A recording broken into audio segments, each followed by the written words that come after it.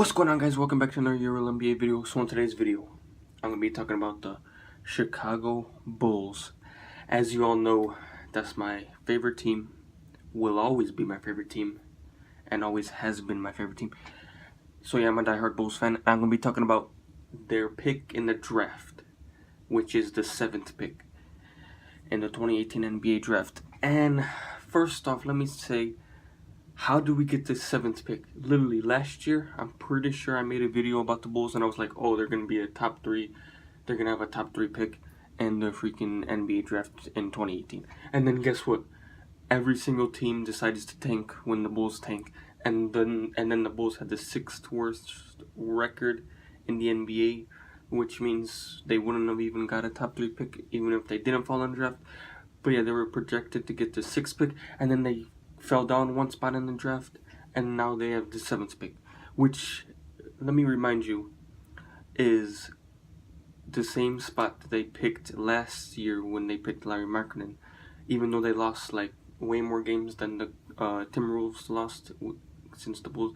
Wait, hold on, let me check actually. I have my computer right here. Timberwolves record 2017. Is it really? Okay, so last year the Timberwolves, which is the pick that the Bulls got, they only won 31 games, and then which means they got the 7th pick. And then this year the Bulls won 27 games, and then they got the 7th pick. So freaking they got the same pick even though they lost 4 more games. That makes no sense. Well, that does make sense because other teams like lost more games than last year. Okay, so let me just talk about who I think the Bulls should pick and who they might pick. Since, you know, I know what the Bulls need. They need a small forward that can score, or just a player that can score in general, or a rim protecting big man like a center or power forward. And I have 4 players that I think the Bulls should pick, and they probably will pick or might pick. So, first off, we're going to start with Michael Porter Jr. As you all know, Michael Porter Jr., he got injured before the college season started last year, and he still decided to go into the draft, which is kind of a risky pick if the Bulls pick him because, you know, he got injured. And it was a back injury, which means it's a serious injury, and it could be a reoccurring injury, and he could get injured a lot when he goes to the NBA, since, you know, you have to play 82 games, and then, you know, it's like it's just a lot of like injury risks. So he might be like still injury prone like when he goes to the NBA, which would be a terrible thing because then the Bulls would pick him 7th. Which means if he like turns out to be an injury prone player and never like becomes an all-star because he's a injury prone, that's that's bad. So are the Bulls willing to take a risk on Michael Porter Jr. even though he has injury risks? Because even if even if the Bulls take him, like he still might not even play. But here, even let's just say his injuries disappear and he never gets injured again in the NBA, and the Bulls pick him. He has high potential. He's good. He's a good post player. He can shoot the 3-pointer like decently, and he could attack the rim, and he's a decent facilitator. Nothing crazy, but that's a small sample size because the only real highlights we have of him is from his high school days and when he came back to the college season at the end of the year. But when he came back, he was kind of inconsistent, and it was a small sample size, only a couple of games, which means we don't know how he plays against better competition, because in high school he was obviously a monster in high school, but those are only high school players, so you can't really compare high school stat highlights and then look at those highlights and then see what he can do in the NBA because it's only high school. But in college, he played and he was kind of inconsistent with his 3-pointer. So that's a risky pick if the Bulls pick him because he could be an injury-prone player. But if he doesn't turn out to be an injury-prone player, I think he has high potential, and then he'll be a good pick. I think he will turn out to become an all-star if he doesn't have injuries, because he could do a lot. He can score in the post, he can attack the rim, and the Bulls, all they really need is scoring, and he can do that. He can do that at a high level. So hopefully that could translate to the NBA if the Bulls pick him, and yeah, the Bulls might pick him, and hopefully he doesn't have injuries if the Bulls do, because well, hopefully he doesn't have injuries like in general, even if the Bulls will pick him.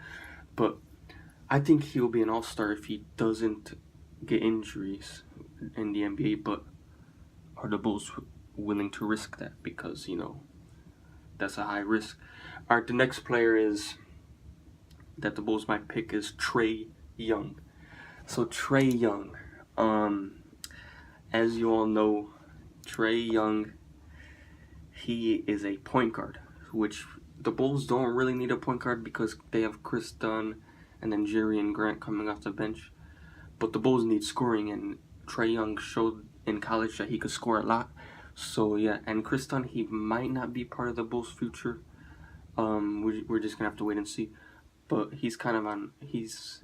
I don't know if he's gonna be part of the Bulls' future. So I don't know. It's another risky pick for the Bulls because he's not really that good at defense, and he kind of is a little like he has a lack of effort on defense. So like he's bad at defense and he doesn't really try on defense, which is like that's a bad combination. And then he could be a bust because like I don't know, he's only 6'2", which is short. He doesn't really have that much athleticism, and he's not even he's not really that good at defense either. I think he's like below average in my opinion, but I don't know. Maybe I'm a little wrong. And then, but he's also a really good shooter and a really good scorer off the pick and roll.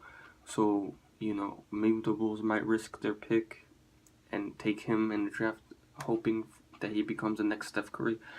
But I don't know, that's a big risk. If I was the Bulls, I wouldn't pick him because we already have a point guard, and it's a high risk for him becoming a bust. And he averaged 5 turnovers, and during the end of the college season, he was doing bad, going like 1 for 10 in the last 8 games. Like there was games where he went 1 from 10, 2 for 12, and stuff like that, or something similar to that.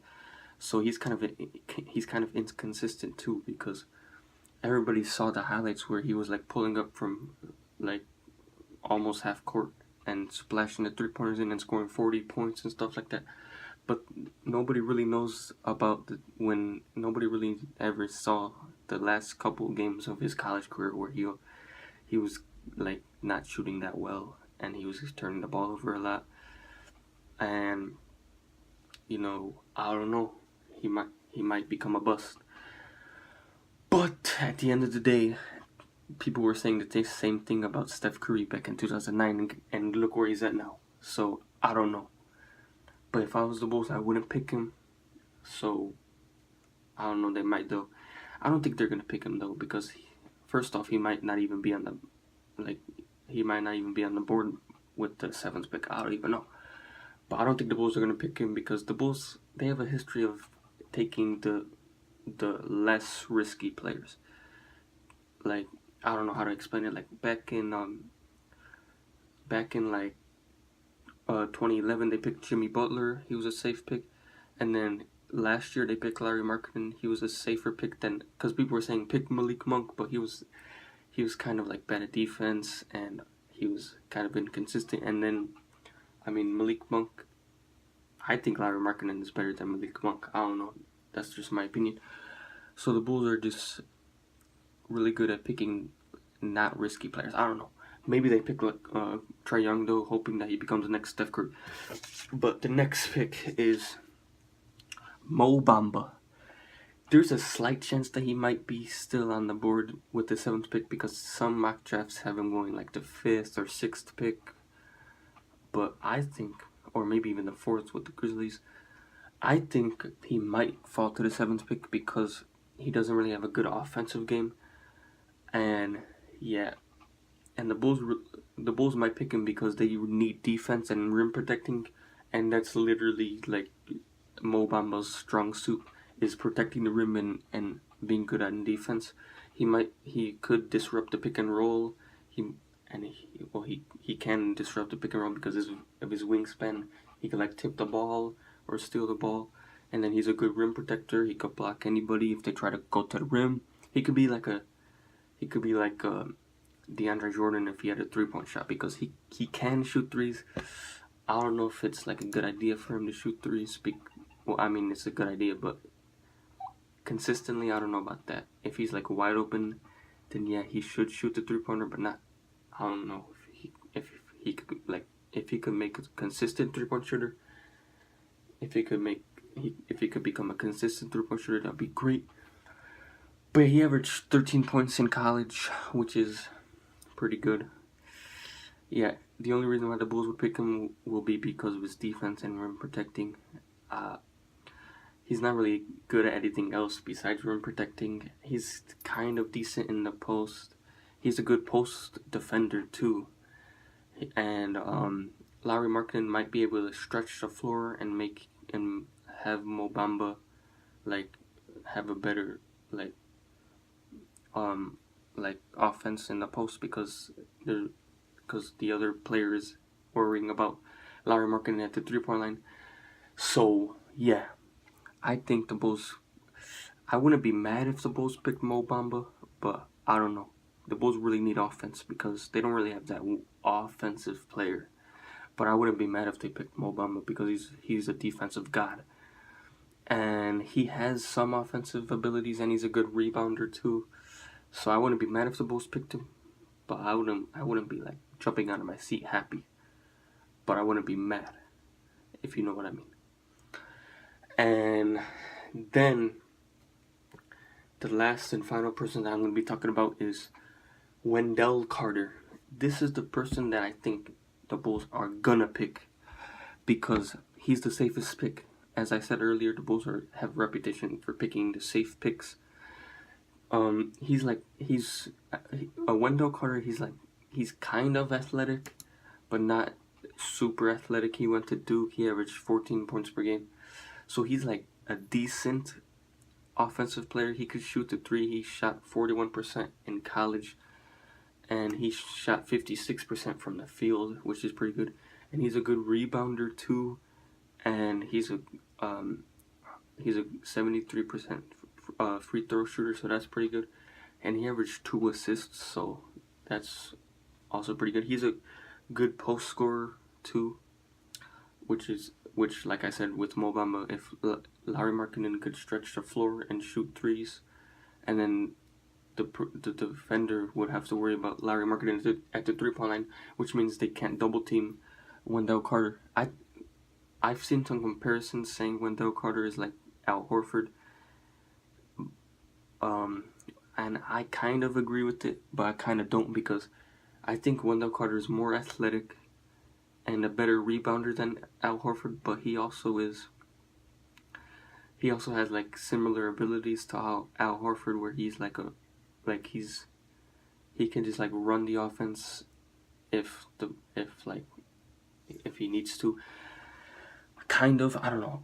So Al Horford, he's a really good defender, which Wendell Carter is. Like I can see the comparison between Al Horford and Wendell Carter because they're both like decent rebound. I think Wendell Carter is better at rebounding, and they're both decent from 3-point line, and they're both like decent facilitators at their spot.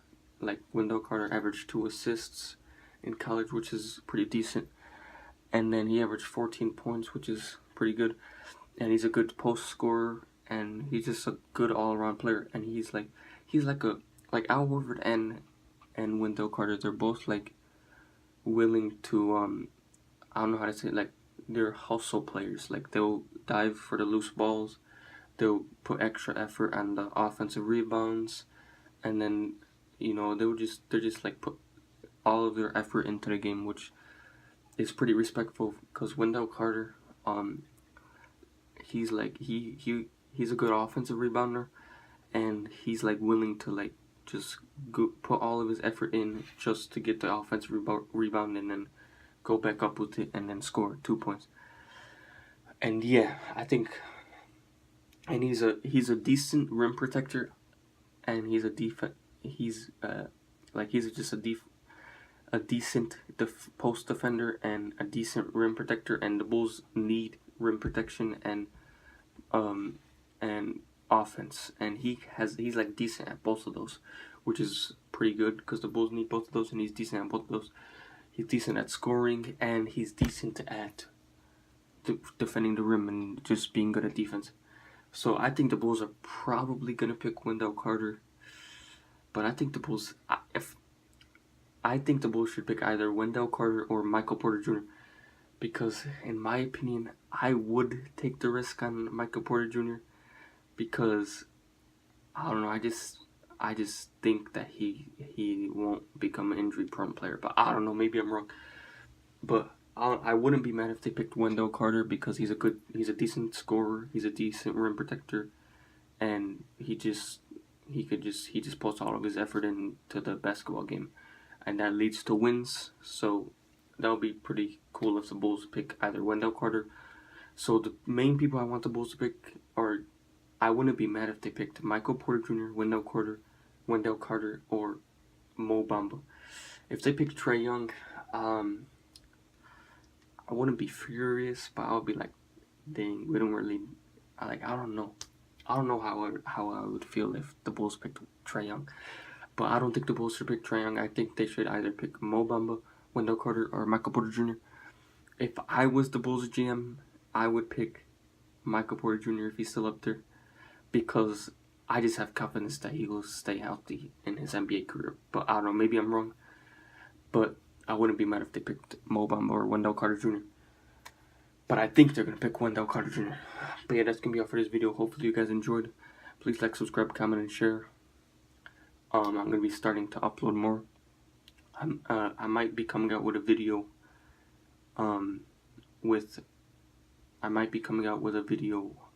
about the NBA Finals.